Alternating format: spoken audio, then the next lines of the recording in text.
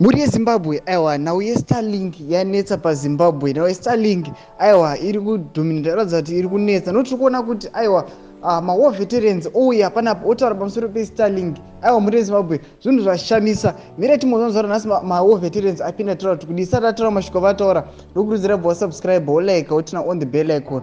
Trambochana updates andokupa pano paZim News Live nokuti vanouya pa exendo pavo rekozwa vanyora vachiti according to sources in the system Starlink was first invited and brought to Zimbabwe by Mnangagwa. This is why government has been refusing to give them license to operate. Optic fiber is an old-fashioned tech. It cannot be compared to Starlink. Nozvika zvitaugwa pana patimowo veterans achiti aiwa optical fiber ka aingambokombewi neStarlink. Saka muri Zimbabwe ndozvika zvitaugwa nemawo veterans. Samira timozwa kuti vanhu vati kudii pamusoro penyaya iyi. Notikaona kuti aiwa iri linked kuna naMutsvangwa. Zvamuzowa naMutsvangwa nescandal dziripo mazuva ano muZimbabwe. Saka mwana achiti nothing can beat fiber optic but Starlink is convenient.